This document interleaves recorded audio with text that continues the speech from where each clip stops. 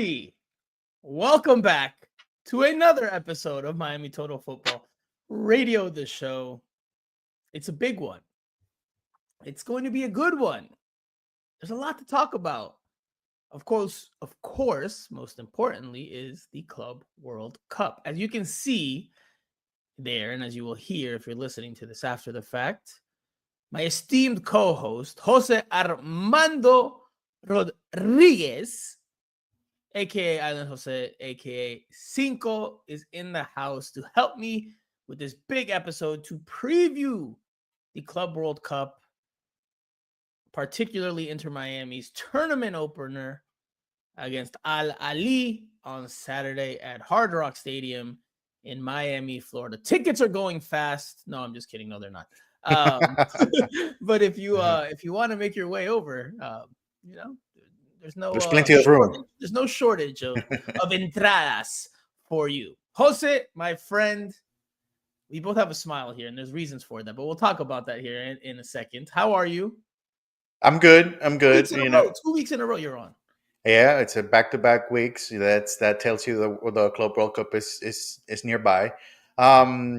Excited. I think this is a fun week. I think we're gonna have maybe 2 or 3 weeks that are gonna be fun. Let's see. There's a game next week. Yeah, maybe 2-3 weeks of World Cup fun here for Inter Miami in particular. Obviously, the tournament will be a month long. We just got off qualifiers, so that was fun. Also, a lot of fun to watch. International break, yes. The Gold Cup coming up, so a lot of football happening, and in particular with Inter Miami. I think we saw some pretty good signs this morning. You're reporting that somebody's back from the qualifiers. I think that's very good news. Yes, a certain somebody is already back with Inter Miami, or back at Inter Miami camp ahead of Saturday's opener, which again we will preview in depth here. Jose got a chance to take a good look at Inter Miami's first opponent at this Club World Cup and what could be the very decisive match for Inter Miami, and whether it has any chance at all at qualifying past the group or not. But we'll talk about that in a little more detail. First, we're just going to, and of course, did I introduce myself? I said your name. I don't think I said my name. But anyway, you probably know my voice by now, if not my face. I am Franco Panizo, the usual co-host, the every week in attendance co-host.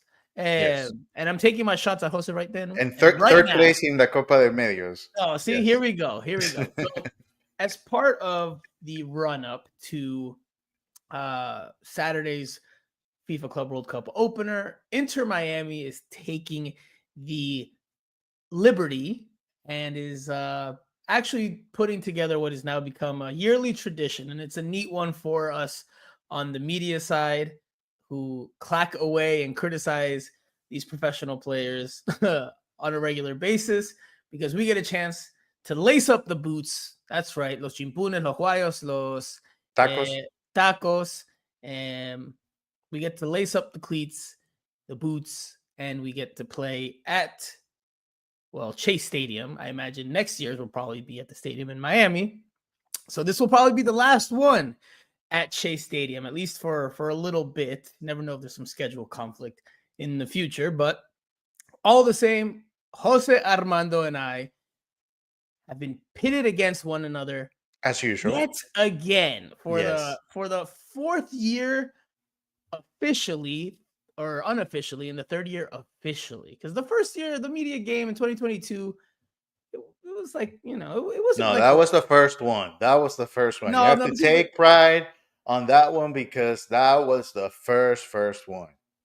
Well, it didn't have the flair of the last couple of years, but it was the first one. We don't even know the score. There was there was a score. There was controversy over the score. Your team said they won. Our team said we won. So because that's why there's the controversy right there. No, exactly. It's only you, by the way. But let's not go back to 2022. So at Chase Stadium, in the official Copa de Medio matches, the official media games, Jose and I have split the series. Jose won in 2023.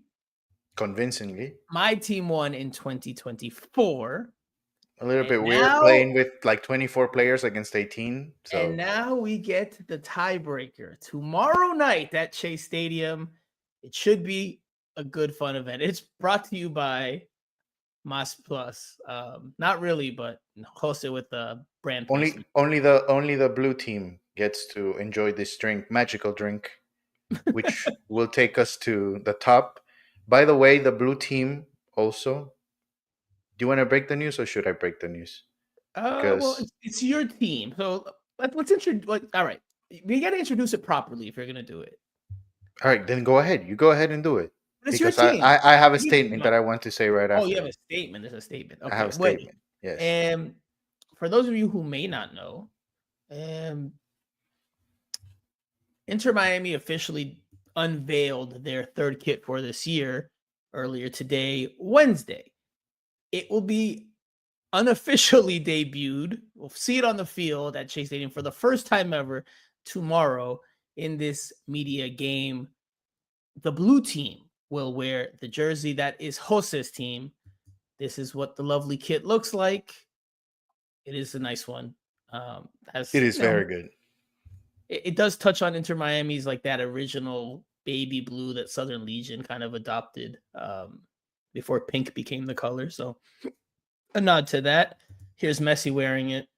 Is it related to that? To Southern Legion? I mean, that would be nice. I think it's a nod to the origins, right? Because where does baby blue come from? I mean, I understand last year's color wasn't an Inter Miami color, but you always see if you look actually on like the original jerseys, I'm not sure if they still have it. I think they probably do. I gotta look, but on the original jerseys and the collar and the tag, it would say "Freedom to Dream" and it would be in like a blue line, right? So that was a nod to Southern Legion, which was the original supporters club, Yeah, and their that would be colors very cool. before Inter Yeah. Miami existed was that baby blue, black, and white. They didn't have the pink back then. Wasn't a thought yet, or at least it wasn't Southern Legion's thought. But all the same, Host is on the blue team. There he is, The right best there. team. Actually, absolutely the best team. That's why we are sponsored by Mas Plus by Messi. I missed the dramatic effect. This is the black team, not the team that I'm on. This is the pink team. And this is my team, the white team, representing the good part of Miami Total Football Radio in the Miami Total Football Radio Clásico, which has now become a yearly event. Jose, I look forward to scoring on you again tomorrow. I have come up with... You won't score on me because I won't be a goalie. Well, you're on the other team, so it doesn't matter. I still score. Doesn't count. I scored last year. And I have a new celebration. I have a celebration in mind. So let's see if I... A you celebration? Oh no. Let's see if I get the opportunity. I have to prove that last year's goal was no fluke because I got some comments afterwards from a few colleagues. Oh, a bit lucky, a bit fluky. That was a weird goal. Right place, right time. It was one of those goals that it did seem like somebody called offside, even though there's no linesman. No, there was no offside. It feels like somebody called offside. Everybody stopped playing, and then you scored. That's what it looked like. Right place. Not even sure if it counted. Right place, right time. Olfato de gol, olfato de nueve. Even though I'm not a striker, but all the same, I'll take it. Striker's instinct. Striker. You know what? I'm playing it for you, hostess, just so you can have the fresh memories in your head.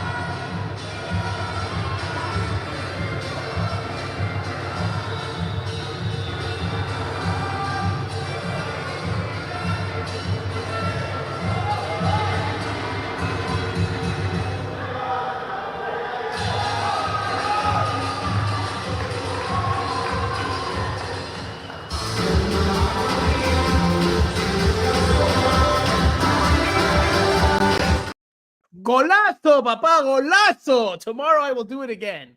I want to hear what the comment section thinks. The comment section, see what they say about that goal. Amazing goal. Terrible. Tank 721 says blue team might not be the best, but the most well-known stars are on it. Thank you.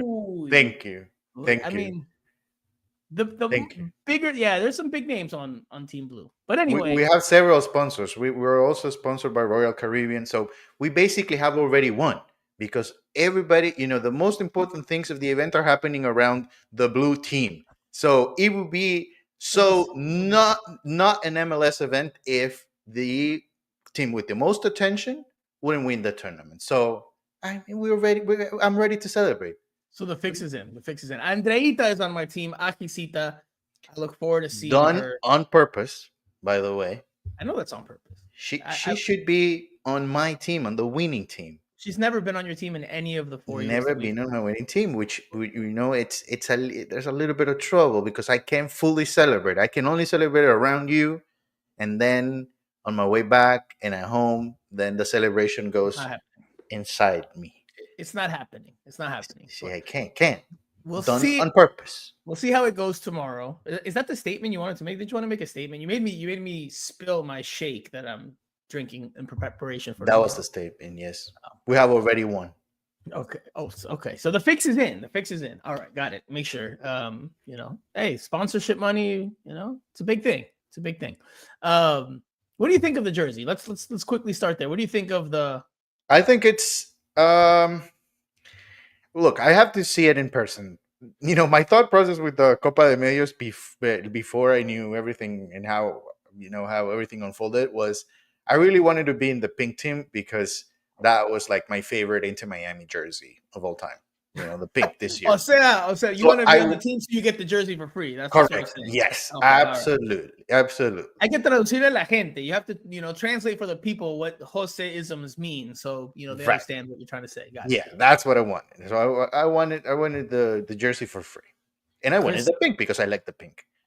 But now that I see the blue one, and since everything that I buy is blue, all the colors that I wear is blue, I think the blue one stands at the top. I really think so. I think that, but I have to see it in person. I have to see it tomorrow and see if it really, looks like if it fits, if it's tight. You'll see battered hair and Chris. What's up, Chris? Nice to see you in the comment section. He says, "I need a brace out of both of you, or a yellow card each." Well, how about this, Chris? I will honor what you're looking for here, and I will give Jose Armando a yellow card. For what? Just for pronouncing victory before the games have even begun. Yellow card presented by the blue team and Mas Plus and Royal Caribbean, by the way. Only 10 calories. I want to thank Royal Caribbean for the championship, for the trophy, for the prize. I just want to thank our sponsors for, bringing the light onto us. So thank you so much, Royal Caribbean. The disappointment for you is going to be sweet when you're watching this championship game. So this is massive for us. So this is the first year that it's actually, instead of 2 teams, it's 4 teams, 2 semifinals, winners play in a final. There's no third place game, unfortunately. So if you lose, you're only playing in 1 game. If you win, you get to play a second game. I wonder how quick the games are going to be. We haven't heard how quick the games are going to be. Hopefully they're a decent length. Otherwise, it leads to a lot of helter-skelter. And Edmund Mahano, talking about the blue jersey, says that jersey looks sick. Normally, I'm not a big fan of third jerseys because they normally have nothing to do with the team and the colors. They're just sold to make a pretty penny. In this case, I didn't really like last year's. I didn't think it looked bad. I just didn't like it. I thought it had nothing to do with Inter Miami. What was it last year? I can't remember what it was. It was that aqua. It looked like the Dolphins colors a little bit, but a little more. Oh, no, that was good. I like the numbers on that one. I like the numbers a lot. So this year's I like because I think, like I said, it has a nod to the beginning of the dream before Inter Miami even existed, when it was just MLS Miami. The dream. Miami Beckham United is what it was at that point. Really, it was just like an LLC. That's all it was. But yes, I do like it. I think it does look very, very nice. We'll see it in action tomorrow. So I'm sure you'll be able to post on social media the first glimpse, the first glance, the first look at the I'll be there. Jersey. 30 a.m. 9:30 at the stadium. Circus Fun 1 says Ustari has worn that jersey all year. No, it's not the same. I think you know the point that they're getting at. It's Blue Jersey 101. That's an inside joke for Chris. Now I'll tell you this. The main thing is this is like the 8th if I'm not mistaken, jersey in the Messi era. If we have to put this jersey in a list, I doubt it that it goes past third place. I mean, because it could be sentimental for some people, like the first one, the pink one when Messi arrived. So I can see how can people put that one there. Oh, so you want to do it? You want to do a jersey rankings right now, Jose? I thought you were like not a big jersey person. Was that no? That No, was no, but I'm saying this is regardless of, it's that nice. I've heard that it looks like New York City as well. But I think this the little things within this jersey are pretty solid, are good. Terry Allen in the comment section says, "Are we sure they are wearing it tomorrow?" Confirmed. It is confirmed. It was part of the official press release by Inter Miami. Jose's team, the blue team, will wear the blue jersey. They will make the debut before Inter Miami even makes the debut in that jersey. Unofficial debut, but a debut Should nonetheless. you know what? I should have asked for a number 10 and Messi on the back, so I would wear it before Messi. I don't think that would have been allowed, Jose. I don't think that was allowed. Maybe. You never know. All right, let's switch gears, Jose, because there's some football to talk about, and not the low level football that we'll see tomorrow at Chase Stadium between us. Oh, Inter Miami will play Ahly on Saturday in the, I will say, anticipated Club World Cup opener. Maybe not a whole lot of interest in the United States in general, outside of the little soccer bubble that we live in. But all the same, a game that people are going to watch. It's Messi's team versus Ahly. You got a chance to watch them over the weekend. You'll share your insights there, but it's probably Inter Miami's most winnable game, right? Not probably. It is Inter Miami's most winnable game of the three, right? This is the one that they have the best chance at winning, if they have a chance at winning any of them.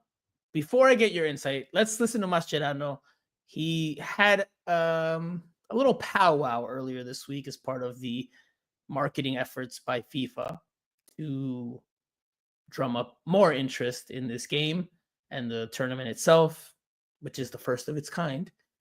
Expanded field, but there's more of the same of what he said. On Friday, he will have a press conference. Mascherano will have a press conference.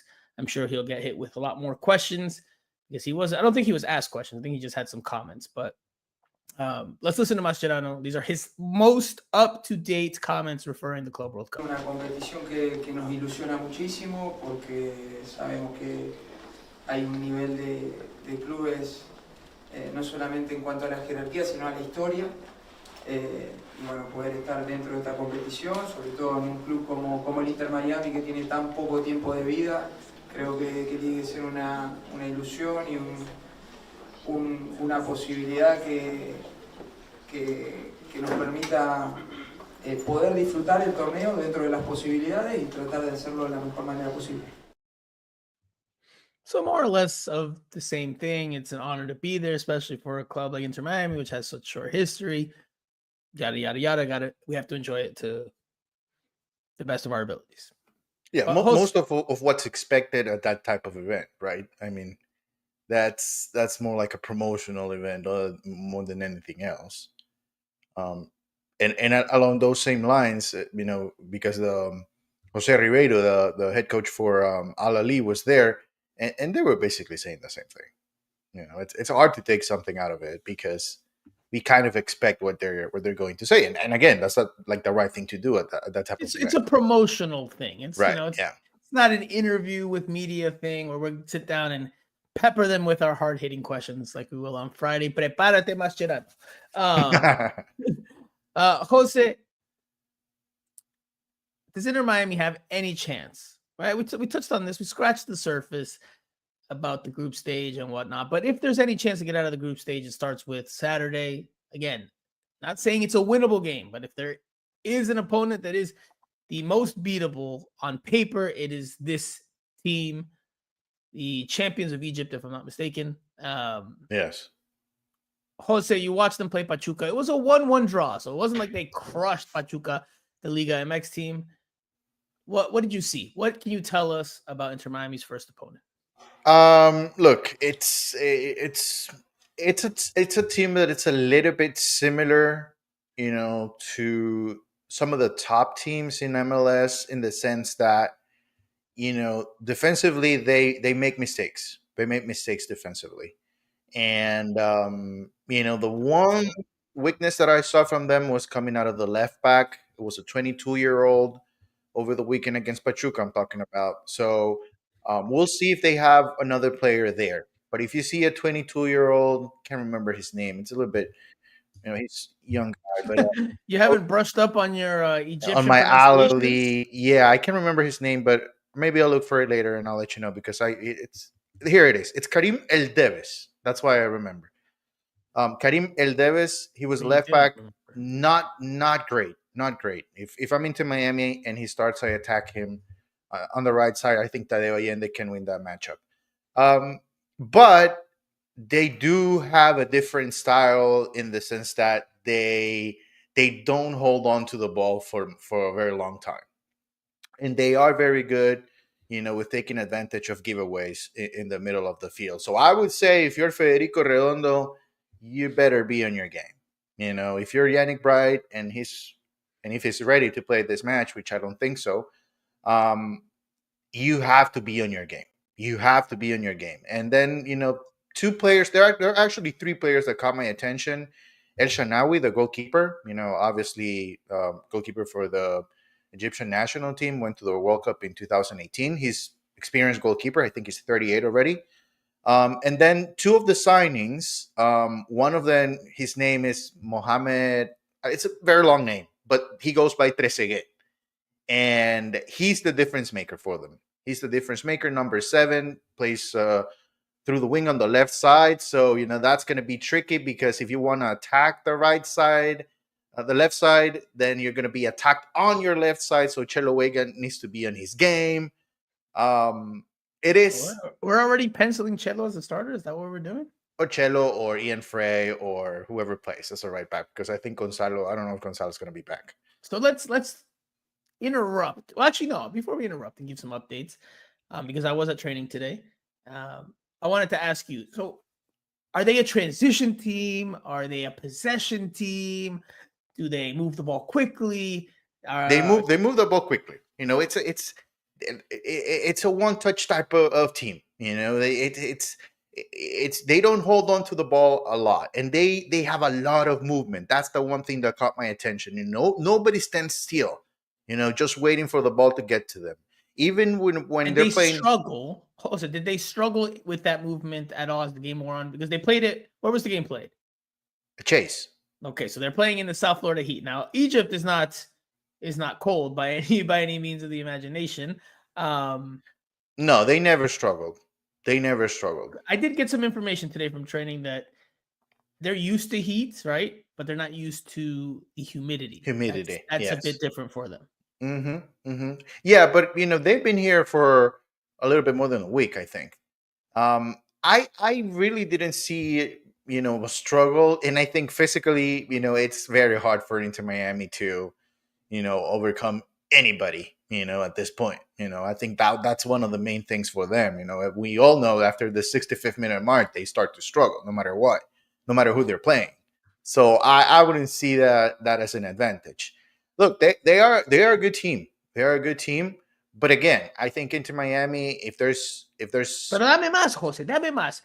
Son un equipo, do they attack that out through the wings and look to hitting crosses? Are the wingers the goal scorers? They go through the wings. They go through the wings. Do they pass between lines? Do they look to make through balls to the striker? Or is it mostly wings? Is it mostly speed? Mostly one touch, two touch? No, they're a very dynamic team. Offensively, they are very dynamic. If you give them the ball, you're going to be in trouble. So Inter Miami needs to win the possession battle, which is something that they have done this year. But if they don't, they're going to be in serious trouble because, like I said, they move all over the place. So if you do zone with them, then you're going to struggle because you never know who's going to be behind you. Sometimes that player might be on your left side. Sometimes he might be on the right side. They don't have a huge presence inside the box, but this guy Trezeguet, he likes to start on the wing and then moves inside the box. So I think he's the difference maker for them. If there's a player that Inter Miami needs to find a way to stop or to limit with the ball, it would be Trezeguet. That would be the guy. And then, there's another guy that comes from the Tunisian national team, and there's another of the new signings for them. He's number 5, and his name is Mohamed Ben Roman. He's like the one guy. I can't imagine that these names are pronounced the way Right. you're pronouncing them, but Yeah. no, yeah. Number 5. That's why I said number 5, so that people can remember. Trezeguet is number 7, just so you know. So this guy, this guy is like their Boosie, right? He's the guy that moves back a little bit and starts to build up. He's a little bit more static, but he allows the rest of his teammates to move forward freely, which is something that we talked about previously with Inter Miami. Is there going to be ever a chance where Yannick Bright or Federico Redondo stay back a little bit and allow Boosie to move forward? And that's one of the things that caught my attention, because he's obviously 25, so he's very young and he likes to move, all over the place. But he always stays put and knows exactly where to fit the ball to his teammates, even though he just got he just got signed. But he caught my attention. I think he's a very good player for them. Like I said, they are a very dynamic team. They just run up and down the field, but they don't only run with the ball whenever they have the ball. And I think that's the most interesting part of them. Is they move all over the place, even without the ball. You see movement all over the field, and it's crazy how they never stop. But they, sometimes it looks a little bit, disorganized, to be honest.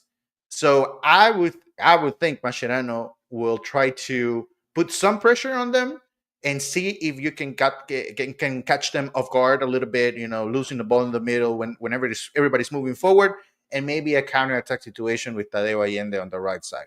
I think Inter Miami is going to struggle to win this game. I think Ahly is a favorite. So Ahly would be the favorite in South Florida at Hard Rock Stadium on Saturday night. Now, before we go into the game a little bit more, I want to provide the latest updates with regards to player personnel. This is as of Wednesday, so if you listen to this on Thursday or Friday before the game, then things can change. But of course, the question on most people's minds, the first player that people always ask about, is one Lionel Messi, who on Tuesday night in Buenos Aires played a World Cup qualifier with Argentina versus Colombia. It ended in a 1-1 draw. Messi did not score. He did not get an assist, but he did start. Now, he was substituted. And, well, we saw him this morning at Inter Miami training. Now, there was not a lot of the usuals today because there was no interviews, right? It was just 15 minutes of training. So a lot of the regulars were not there, but we did see a lot of international media that's flying in. There was Italian media, there was English media, Spanish media like Español from Spain media. So different media outlets are trickling in from across the globe, and that will ramp up as we get closer to Saturday. So I was, I think, one of the very few that actually got the moment that Messi comes out. I will share it with you guys. Obviously, if you're listening to this, well, this is going to be a very boring 23 seconds because you're not going to hear anything but some background noise. But this is up on Twitter at Franco Panizo. It is on Instagram at MIA Total Futbol, so you guys can see it there if you're listening to the podcast after the fact. This is Messi popping out from the training facility, which obviously means he took that charter or that red eye or whatever you want to call it, that private flight from Argentina to South Florida to start preparations and start his recovery for Saturday's game.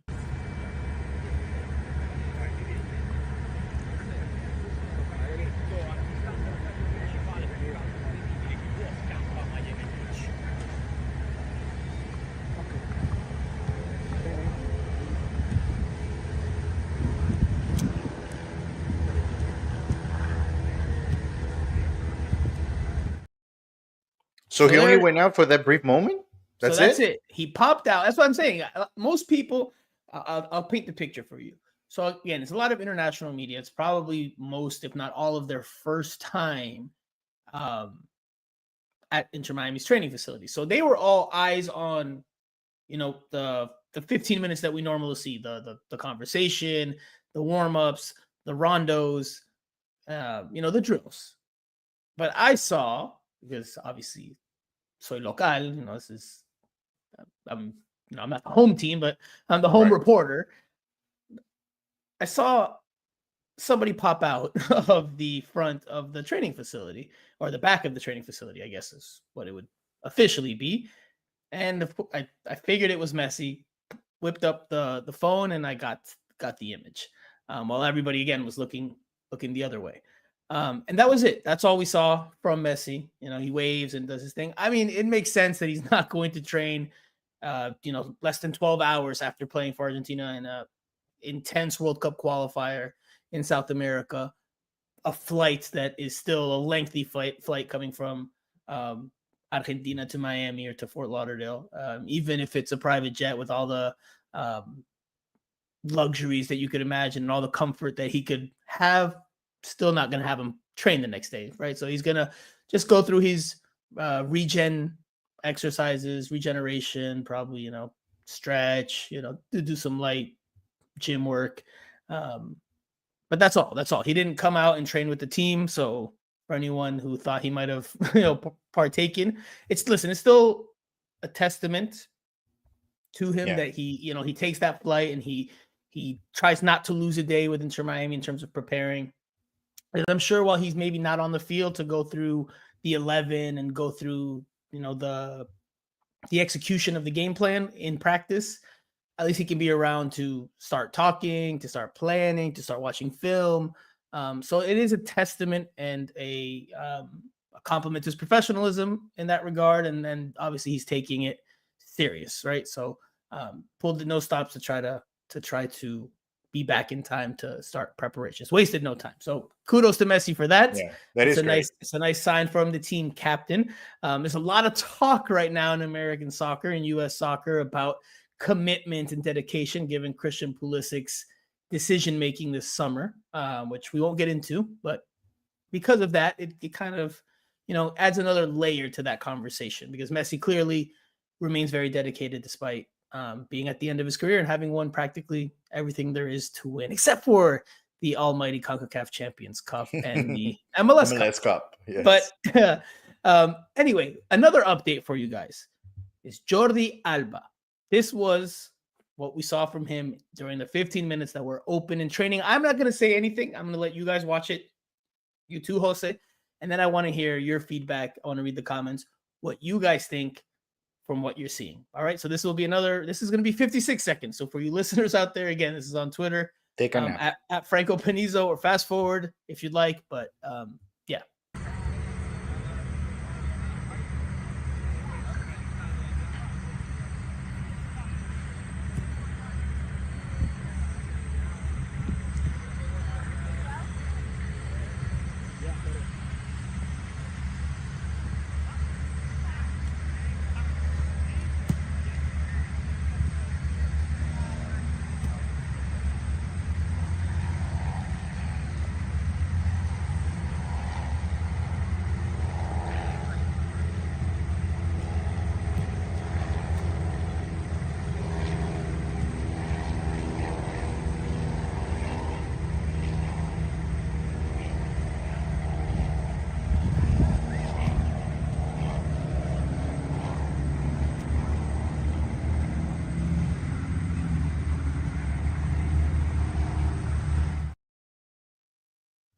All right, so there's a glimpse of Jordi Alba today doing some individual work with the trainer, individual ball work. So that's a step from just running around on the outskirts of the field.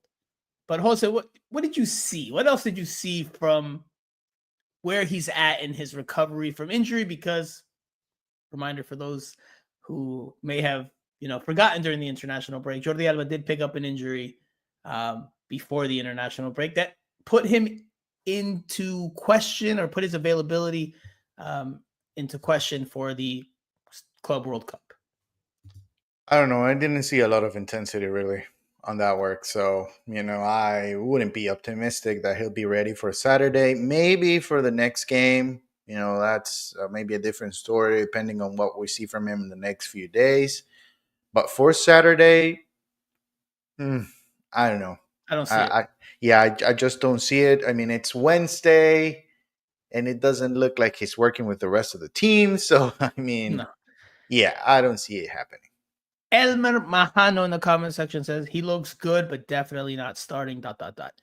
I agree with Elmer. I agree with you, Jose, completely. Not a lot of intensity in those drills, right? It was just, he's cutting, he's making movements, he's passing again, he's doing ball work. That's a step closer, but not a lot of intensity in the running, in the sprints, in the passing. Just the drill in general was not very intense. So that means he's still a little bit away. Best case scenario, right? Because Inter Miami's had 15 minutes of training open Monday, Tuesday, Wednesday. Wednesday was the big turnout because the international break ended and more people again arriving to town. And Thursday, Inter Miami is closed. No availability at all for practice. So the next chance we'll get to see them is on Friday, which again will be followed by some player interviews and Javier Mascherano's afternoon press conference at Hard Rock Stadium. But best case scenario, let's say tomorrow, best case scenario, while we're not there, he's able to join the team for full training. Okay, let's just say best case scenario. On 2 days preparation, I mean, he's Jordi Alba. We know what he can provide. Do you really expect him to start on 2 days preparation after coming off an injury?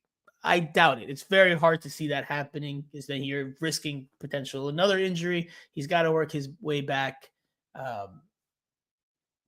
step by step. I'm with you. I think best case scenario, he's on the bench on Saturday. Definitely don't see him starting.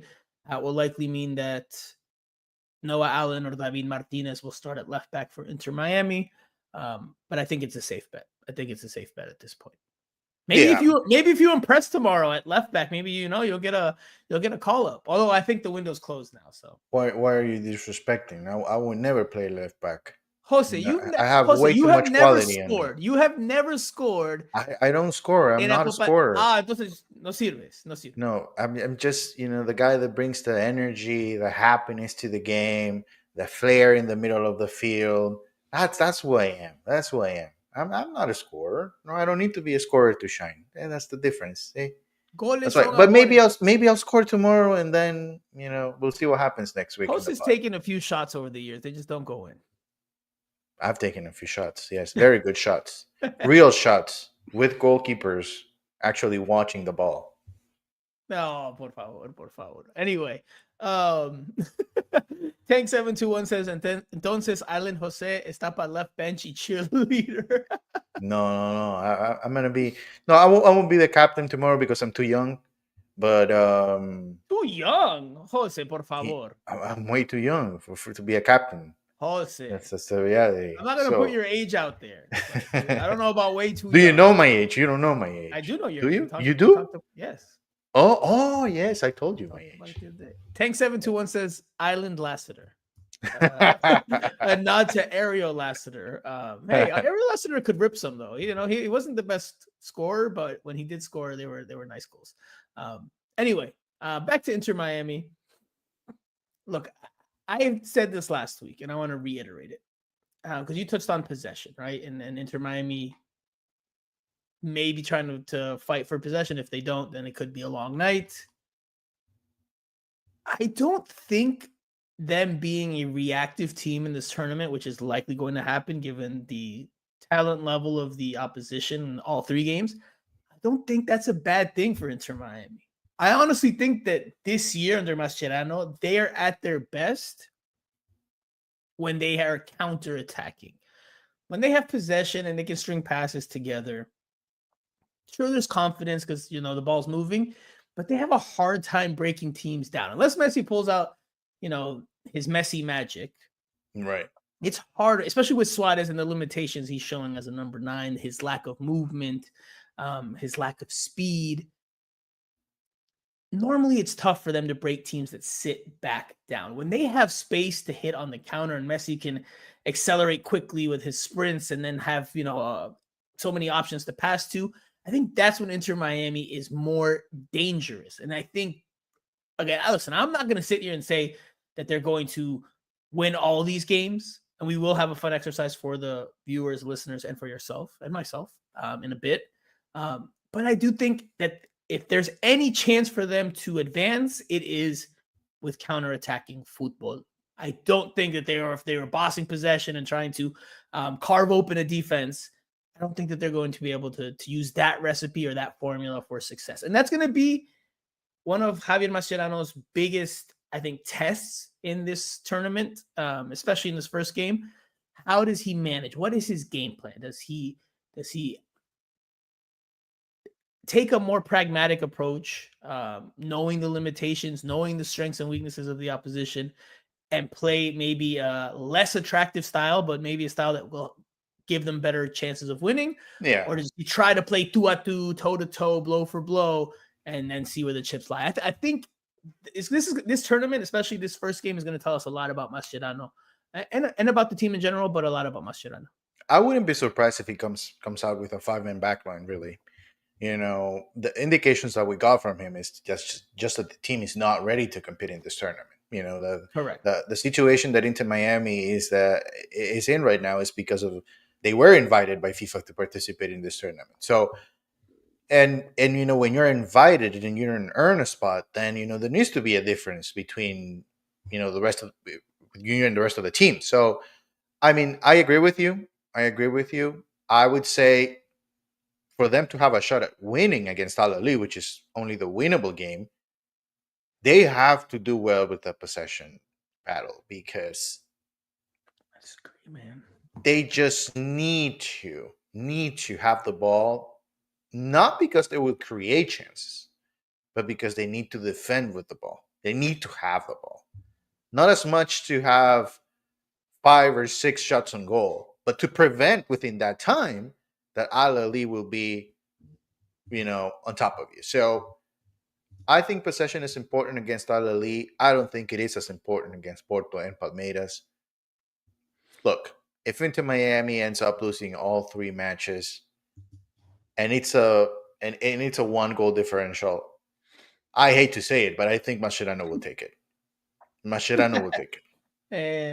Okay. If it shows some progress defensively, let's say, if they end up losing games with late goals, that's something that might be beneficial moving forward for Inter Miami in MLS play.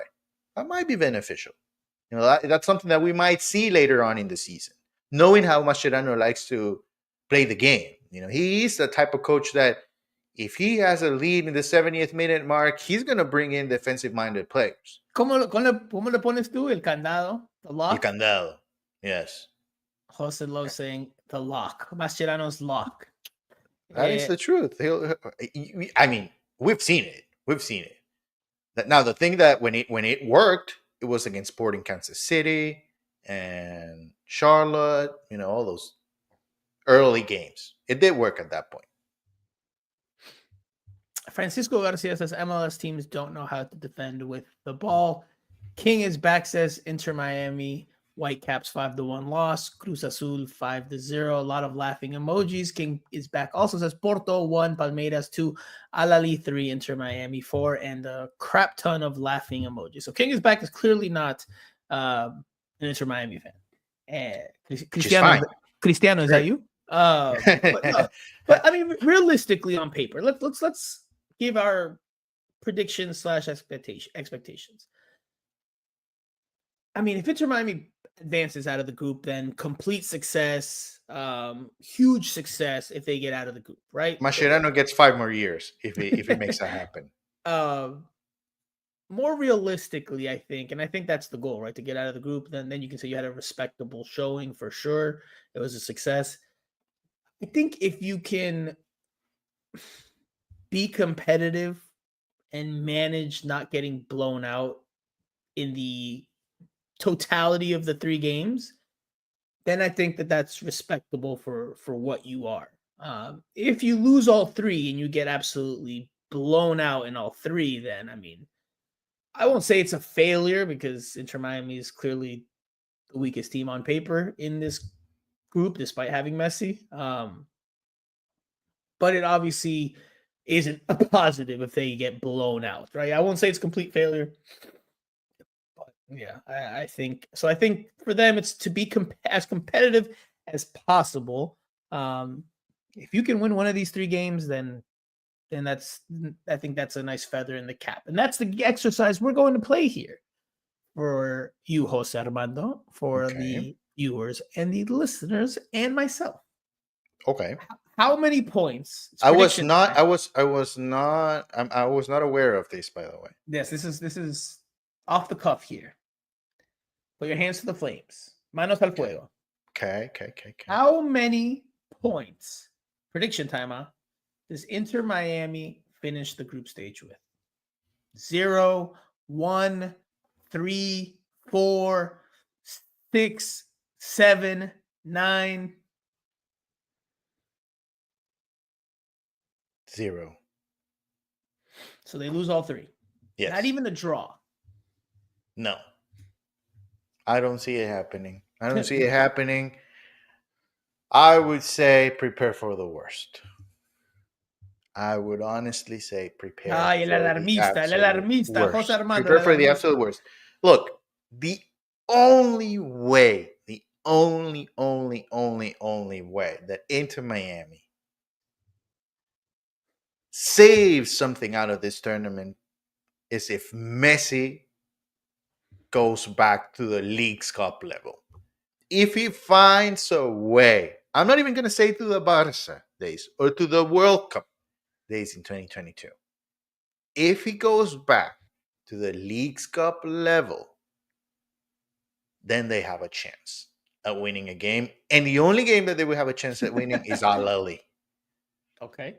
So If that doesn't happen, which I don't think it will happen, because he has played a lot this year. And I think that Mascherano is responsible for that. Scaloni, just a few days ago, was able to tell him, you're not playing the first game. And last night, when they were down a man, he didn't hesitate to take him out. There was a conversation that Messi asked to come out because he knew what was going on the field. But he was able to do it. Mascherano didn't do that early in the season. He played way too many games, way too many minutes, just like Luis Suarez did.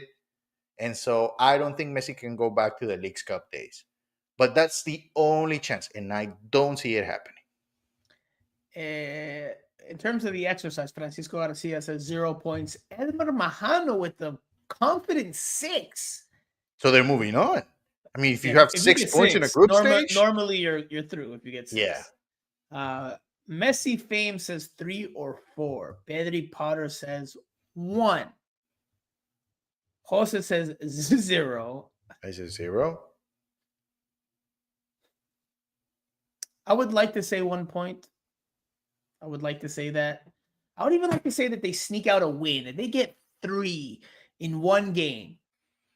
But which game? It could be the first one. Could be the first one. You said it yourself. Ahly is the chance. Porto and Palmeiras, they have no chance. No chance. So if I'm going to, I mean, the realist in me, vamos a ser realistas, I'm with you, Jose. 0 points. I don't want to ride the fence, straddle the fence, and say 1 point or 0 points, because then that's 2 answers. I'm going to submit my ballot. No, that's it. 1 point. 1 point for Inter Miami in the group stage. And they're going to tie on Saturday. To give themselves some hope. Así va a ser. You know what? I was going to say 0. I'm going with there's always VAR, you know. There's always VAR. You know, there's lucky VAR bounces. can do magic. There's shots that could hit off the post and fall to somebody and they score a goal in front of the, it could happen. FIFA is doing MLS things. Listen to this. This morning there was like a briefing with the referees, and you know how the referee will now have a camera that actually records audio as well, and they also have a microphone, and they're going to be wearing a on-body camera, and so they will be recording everything, they will be broadcasting everything. But FIFA made it clear today that footage will only be shared if it's not a controversial situation. So it's only for fun, for you to watch a goal from a different angle. But if there's Right. If there's a conversation between a player or a difficult decision that has a much better angle, no, it's not usable for that. So that's how crazy it is. Maybe VAR helps a little bit into Miami's cause, and they get up a point. But I'm curious, and I guess I should know the answer to this, but maybe we can find out before Saturday if there's actual on the offside reviews, if there's actually lines, because in Major League Soccer there's no lines, right? There's no lines drawn. It's just an eye test. Which, if you didn't know that, yes, that's crazy, but it is true. In Major League Soccer, for VAR replays that involve offsides, there is no lines. There's no technology for the lines to see, whether exactly someone's offside or not. It's literally just the eye test. That's how they do it in Major League Soccer. there will be AI for that in the Club World Cup. So the assistant referee would actually get a notice that the AI thinks it is an offside position, and then he'll make the decision. ChatGPT dice offside. Right, correct. Just like that. Yes. Messi Fames, while you were talking earlier, says, "Who is this guy yapping? Zero ball knowledge." Listen, man, you know the Messi fans are staunch defenders of their global icon, so that's fine. That's fine. Jose, some other updates from training today. Yannick Bright was not with the group, so not even doing individual work. Gonzalo Lujan was not doing individual work, so they're very likely scratches for Saturday. Question marks for the rest of the David tournament. Ruiz? David Ruiz, I did see. Toto Aviles, I believe, was out there. Yes. I'd have to double check, but I think that's the case. By the way, Tyler Hall and Easy Boatwright made the list. So the entire roster made the list. I was told that today. It was going to be the entire, first team. And funny enough, I'll share this. Funny enough, apparently it seems like they're supposed to have like a team picture tomorrow for like the Club World Cup, and it was supposed to have, or they're going to take pictures or something, and it's supposed to have, the entire roster. But apparently Tyler Hall is off to play with the second team or something, and he hopped on a bus today, and there was the realization that he won't be part of that team picture. Unless somebody ran on the bus and pulled them off and said, no, you got to stay put because you need to take a picture tomorrow. Screw your development, screw going to go play. You got to be in the photo for the Club World Cup. Unless that happened, which I don't think so. He won't be in They can Photoshop him. I mean, no biggie. GPT. Chat GPT. GPT. There you go. Chat GPT, please include Tyler Hall. And ChatGPT is actually kind of scary how good it is. Jose, with that being said, and with what we know as of today, what is your starting lineup for Inter Miami? Not what you would do, right? That's not the exercise. What do you think Javier Mascherano does? Well, Ustari. Okay. Right back, is it Cello or is it Ian Frey? Lujan does not seems like a very long shot to make it for Saturday. I think it will be Cello. Yeah. Okay. I think Cello plays. I actually think he's gonna play a 5-man backline. Okay, so who is the? So I think Peluca plays, Toto plays, David Martinez plays, and Noah Allen. So Noah Allen is your left wing back? Yeah, but he's no gonna way. be mainly. So you think David Martinez? It's not. You can call them left backs and right backs, even though they're playing on a 5-man backline, because they're not gonna move forward. But they're just there because they can do the work. Noah Allen centrally or Noah Allen on the wing? On the wing. He's gonna be on the left. Noah Allen will be on the left. So David Martinez will be the center back. David Martinez would be the center back. I don't know about that, man. David Martinez. Because you're thinking about. You're having an offensive mindset. You're thinking about scoring on Ahly. What I'm thinking right now is about preventing from having the absolute worst embarrassment in the history of the game and lose by 5 goals against the Ahly in the first 32-team Club World Cup at home. No seas así. So I'm just saying, this is what I think Mascherano That would go along the lines with Mascherano. I wouldn't be surprised if this happens. Of course, if you're thinking, well, Noah Allen, he doesn't get very well inside the box, he can't finish, he doesn't bring in very good crosses, then yeah, of course, you're right about that. But Mascherano is thinking, can he hold on defensively over there? Can he help David Martinez? Yes. So okay, I'm gonna include him. So that Noah Allen is your left wing back. yes. So okay. So who's the sweeper? Who's the middle of the three center backs for you? Toto? No, Peluca, and Toto on the right, and then Martinez on the left. Okay. Because my thought process with that is, if for some reason Peluca gets caught in a 1v1 situation, there's no way he's winning that against any of the attacking players of Ahly, because they're so much faster than him.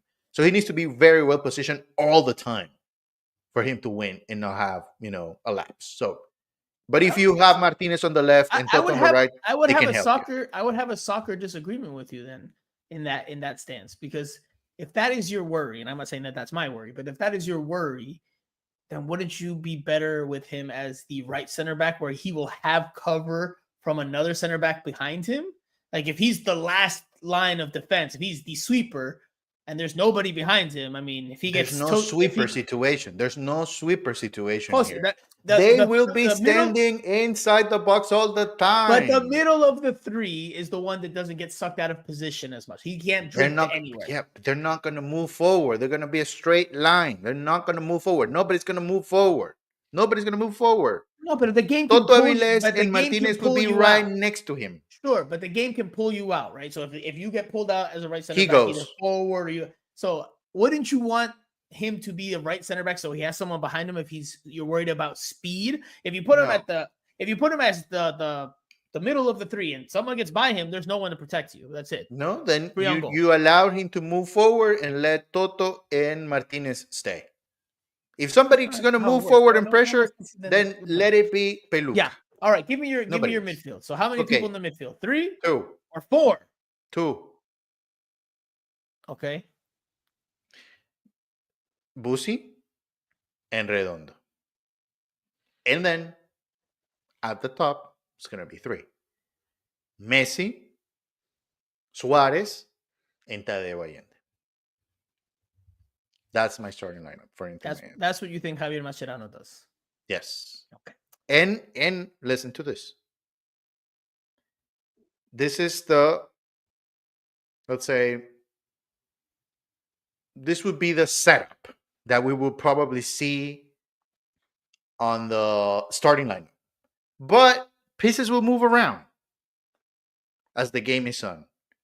And then Tadeo Allende will not remain at the top, but Tadeo Allende will move back and make a three-man middle of the field. All right. So this is what I'm going to predict. And this is not inside information. This is my supposition, just my sensation, just my prediction. And it's just based off of lately what we've kind of seen. I mean, Jose, what was the center back tandem that we saw in the last game against the Columbus Crew when Inter Miami won convincingly? Was it Peluca 5-0? And Martinez. 5-1. No. Peluca. Yes. Peluca and Martinez. But Toto was a question mark in terms of his health, because he had just suffered an injury of sorts on the Wednesday match against CF Montreal. If speed is a big factor, right? If you're worried about that, then I think Toto Aviles starts, because you don't have Gonzalo Luján available. I think it's going to be the usual 4-4-2. I don't think Mascherano is going to drift away from that. While I agree that the emphasis will be on the defensive side of things, I think he's also going to want to play when they do have the ball. So I think we're going to see a center back pairing of Toto Aviles and Noah Allen. And then your fullbacks will be Chelo. This will be very embarrassing if that happens. Chelo and David Martinez. I think that's what you're going to see from Inter Miami in the back four. That's my prediction. Midfield 4, Tadeo Allende on the right, Redondo and Busquets are the easy tandem in the middle. And then I think Benjamin Kremaski will start out on the left. I don't think this is a game that the Lasco Segovia starts in. Up top, it's clear Messi and Suarez. So I think that gives Mascherano, as much defensive cover as he can want within his system, his preferred 4-4-2. I think if you go to the back five, I think it's just going to be too much changes, too much tinkering for the group, especially when they've had, only a couple of days, if not, a day or two to train with the full group. Because a lot of the international guys, well, Messi took a private jet back. A lot of the international guys still weren't back today. Like Fafa wasn't there today. Benjamin Kremaski wasn't there today. A few of the guys were. Lasco Segovia wasn't there today. So some of the Inter Miami 2 players were training with the first team. So I think it's going to be 4-4-2. I don't think they go 5 at the back. Not for this game. This is the most winnable game. You got to be at least be able to play a little bit. And I think they go 4-4-2. Maybe in game 2 or game 3, then maybe we can revisit the back 5 idea. But that's just my prediction. Jose, we should probably start wrapping things up. I said they draw. You said that they lose. So our predictions for the score and for the group in general are there. We both think they get eliminated. Neither one of us thinks that they advance. I did want to ask you, of course, though, since the last time Inter Miami stepped on the field, a big news item in Major League Soccer is the Seattle Sounders protest for the prize money that is distributed to teams in the Club World Cup by FIFA for participating. If you missed this and you haven't heard much about it, I wouldn't be surprised because it hasn't really been covered. I did touch on it early last week, but it's kind of gone very much under the radar during the international break, at least here in South Florida. So the Seattle Sounders, they played on the Sunday, the day after Inter Miami played on Saturday, obviously.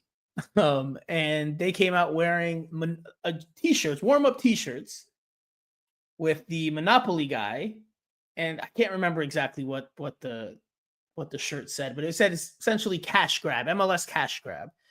And there was a press release distributed by the MLS Players Association around the same time, diving into a topic that's apparently been an issue for some time now behind the scenes, and that's that the MLS Players Association, essentially the MLS players, are wanting more money. They want a bigger piece of the pie from what FIFA is distributing to the participating teams, that being Inter Miami, Seattle Sounders, and LAFC. LAFC did qualify. Now, there's a lot of back and forth. We won't get into the nitty-gritty of it all, but essentially, MLS, because it's a salary cap league, is taking the stance that it can't give players much more of the prize money because it's a capped league, right? It would be unfair to the other teams. But the players are arguing that, this is not part of the CBA, the collective bargaining agreement, that, that the CBA should be amended, that they should be able to earn more because it shouldn't be just MLS teams or Major League Soccer itself that's profiting off of, or largely profiting off of, this competition. I don't know where you stand, Jose. I will share inside information that I have. This was information that I put out last week. I've heard, and this is something you could probably expect, most of Inter Miami players are on board with the MLS protest, although we haven't heard them say anything publicly, not really put anything out on social media. Inter Miami has not commented, despite multiple requests from yours truly about the situation. I have heard, however, from sources, that not everybody inside that locker room is on board with players getting a bigger piece of the pie. Who would not want more money? I will leave that up to you guys to deduce, to figure out. But I have heard that Inter Miami players do want more of the pie. We will get a chance maybe on Friday to ask them. They'll probably have been given some rehearsed answer. that they'll just probably, we're focused on the game, blah, blah, blah. We'll take care of that behind the scenes. I don't know. They'll probably give us some stock PR answer without any real juicy meat on the bones, not a real, answer of substance. But that's where things stands. It is a distracting situation, and it is a storyline heading into the Club World Cup from an MLS perspective. But Jose, I'm curious what your thoughts are. Who's in the right? Who's in the wrong? Should players get more money, or they agree to the CBA, and this is how it is? I think they deserve more. I mean, MLS will be earning $30 million. And, this is a competition that was not, part of the conversation when the CBA negotiations took place. I think the players are in the right. I think they have the right to at least, and mainly I think this is what they're demanding, the opportunity to negotiate. I think, the first, call for action was we need to have this conversation. And MLS was not even willing to do that. So I think, starting there, I think they have the right to have a conversation. Then, negotiations, are negotiations and they can go either way. But I do think that, players do deserve a little bit more. And, but how do you give them more without breaking the parity that exists in Major League Soccer? Well, it's a conundrum, right? It's tough. It's tough. It is a tough situation, but I don't think anybody would really complain that they're getting more money right now.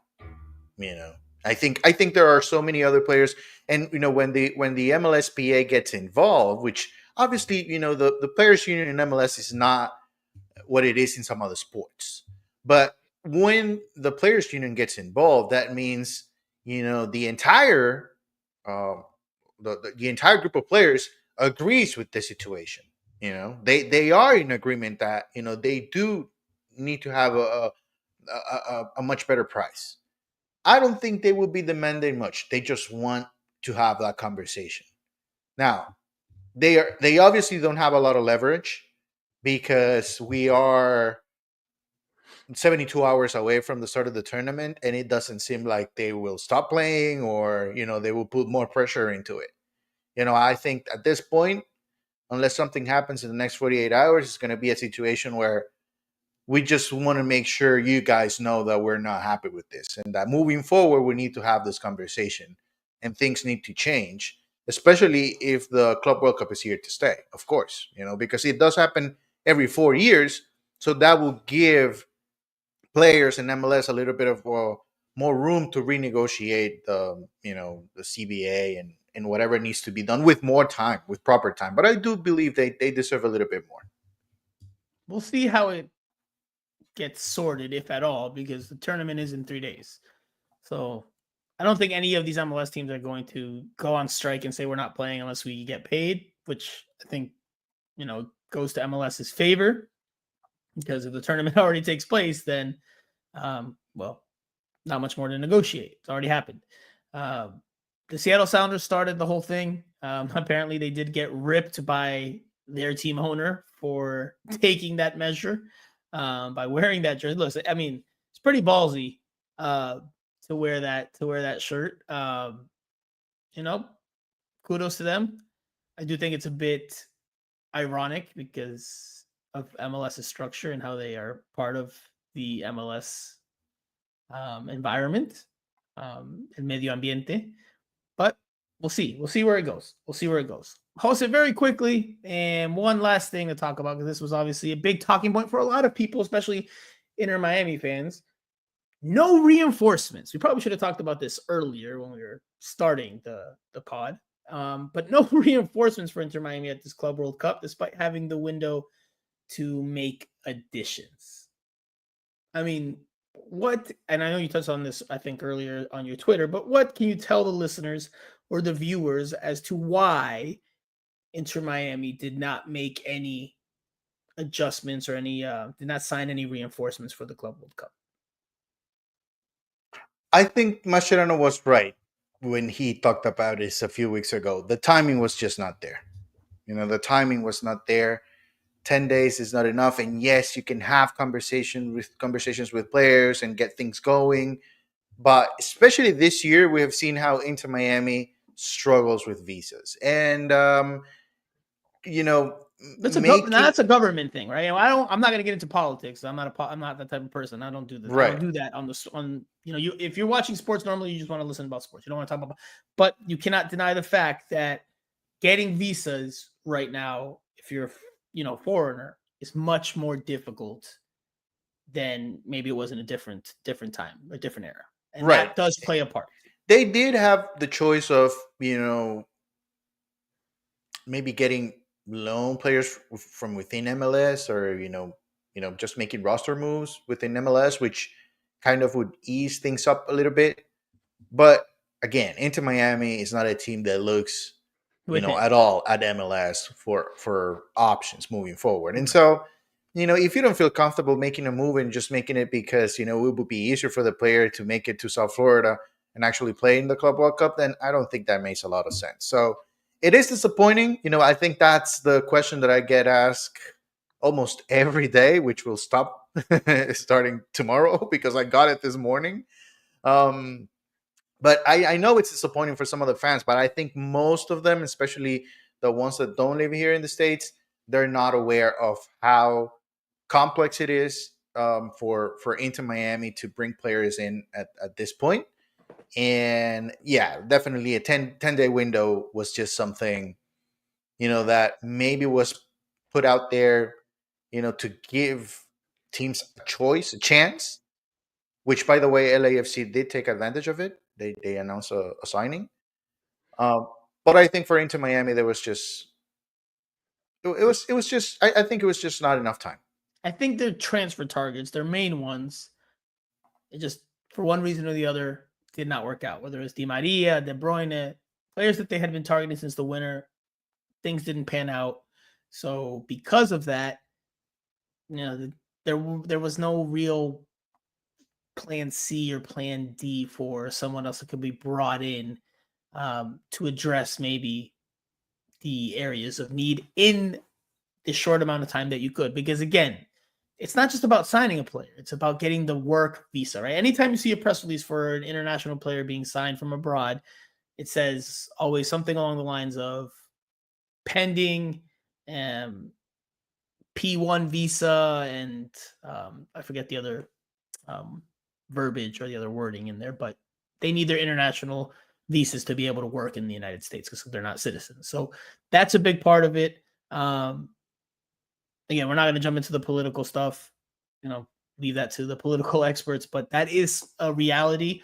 It does take time to get those visas in place. Clearly, Inter Miami didn't feel that anyone of note that was worth even trying to bring on board and maybe seeing if they could do it. They didn't even make an effort. So clearly no one that they are contemplating could be brought in time. That pretty much, Circus Fun wants to give us a little update here. Benfica crushes the Tampa Bay Rowdies 7-0 in the Club World Cup warm-up. All right. It's a nice update. Maybe we'll see a lot of these lopsided score lines throughout the tournament, raising questions as to whether this should continue. Because again, this is the first time an expanded Club World Cup will happen. It will not be the first time that I beat Jose Armando Rodriguez tomorrow night at the Copa de Medios. Should be a doozy. Preseason for you starts tomorrow, right? Yes, tomorrow morning. Perfect. Yo ya estoy concentrando en el hotel. I'm having my shake, mi batido.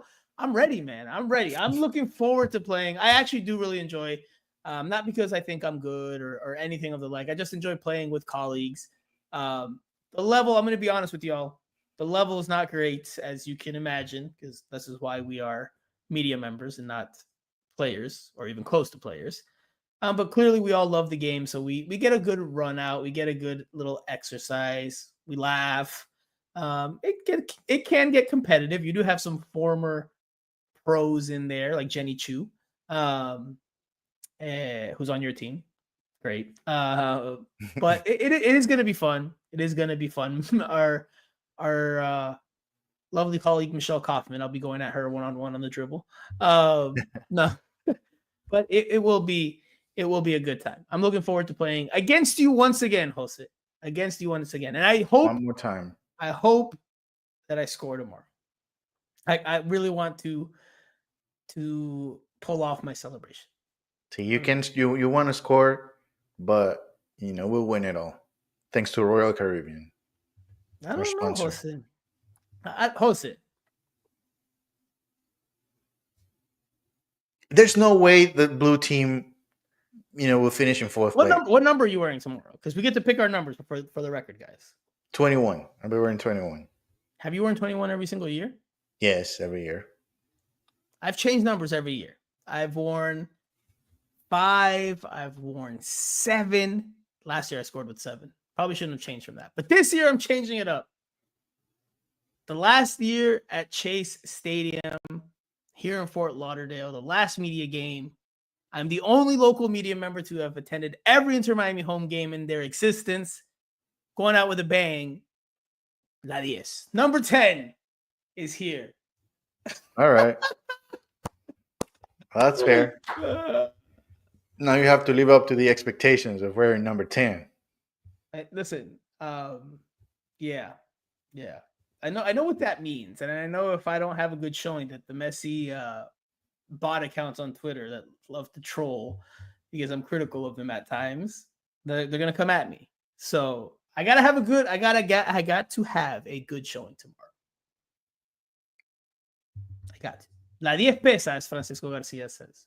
So normally they give us cleats. Are you gonna wear the cleats that they give us, or are you gonna wear your own? I always wear my own. Yeah, I don't like to wear new cleats. I don't like it. But we'll see tomorrow. Maybe if they're comfortable enough, then I might wear them because I have to go. I don't think the ones that I have go with the blue. So yeah, I might wear what they give us tomorrow, but we'll see. If they're not comfortable, then I'm not wearing it. Jose, are you ever going to score on one of these? Come on, man. Yeah, probably. Yes. We'll see. Maybe tomorrow's the day. You never know. Maybe. Now Jose's going to start ripping shots from 30 yards, and his teammates are going to look at him like, what are you doing? Tomorrow is Championship Thursday for me. Championship Thursday. I'm not worried about it. I don't even need to score. I have a good team. I have a very good team. Let's look at your and our team very quickly so we wrap up the show. You have Michelle Kaufman, Fernando Fiore, Jose Rodriguez, Jenny Chu, Sammy Sanovic, Miguel Gorwitz, Jesus Diaz, Pete Martin, Leon Giles Manes, Hero, el gran Hero. If you're Argentine, if you're Latin American, you're Hispanic, you know who Hero is. Maybe you know who Hero, you're not even Hispanic. Maybe you're American, born and raised, but you know who Hero Fechas is. Pollo Alvarez, Thogden, Daniela Duran, Kike Wolf, Pedro Wolf. So you got relatives on your team. How come those relatives get to play together, but you have to play against your wife? Blasphemy. Blasphemy. La Morena Beltran, Andrew Henderson, Lisa Zimuch. I'm not familiar with all those names, familiar with some of them, but there are some recognizable names on that team. I don't know if the same can be said here. I mean, we've got some more of the local people for sure, but not as much star power as your team. We've got Pedro Gonzalez, Oscar Posedente, myself, yours truly, El 10, Franco Panizo, Leandro Aguilera from Tyson Sports. We got Andrea Llanes, our beloved Ajicita. I don't hear her laughing on this week's show in the background, so that's a step in the right direction. Manuel Olivari, Jaime Bernal, el motorcito. Yeah, that's your guy. Jaime es un pulmón. He can run all over the place. He's a lung. Luis Sanchez, Tony Churchy, Joel del Rio, Gabriel Coronel, Gustavo Hoffman, Diego Arrioja, Virginia Hill, Isra, Abraham Romero, Lina El Tataiwai, I definitely butchered that, and Tobias Bex. I don't know a lot of my team. I only know like 5 people on my team. And after that, I don't know. So, well, Jaime can carry you guys for a little while, but I don't think it's going to be enough. We'll see. Should be a good time. Should be a good time. What time's the game? 6? I don't know. I think 5:30 we're allowed to check in to start work, like getting changed and all that fun stuff. But all the same, should be a good time. Last year, I'll share this with the listeners and viewers. Last year, Inter Miami, which again, kudos to them for all of this. They took a video of the entire game and they sent it to us. So if you guys want to make fun of us, you can go on YouTube and watch last year's game. I uploaded it in its entirety, including my golazo late on in the match. There on the YouTube channel. If they do it again tomorrow, I will upload it as soon as I have it. So you can poke fun, give us your player ratings. We'll all be below 4s because we're all terrible. They did with the entire match or just like the highlights? The entire match, man. I clipped the first half and the second half. I pieced it together in post-production and full game. Full game. Maybe I'll go back and watch some footage tonight. Time to analyze some trends and patterns. Estamos concentrados. All right. Tank721 says, "Qué vergüenza ese video," laughing emojis. All right. We'll leave it there. Thank you guys for tuning in to the preview of Inter Miami versus Ahly and the start of the 2025 Club World Cup. Jose has some Chipotle that's been waiting for him for over an hour and 20 minutes, so we will let him go. Jose, I will see you tomorrow, my friend. Get some rest, hydrate. I don't want any excuses mañana. So for Jose Armando, I am Franco Panizo. You have been listening to Miami Total Fútbol Radio, the show. We will talk to you guys again next week.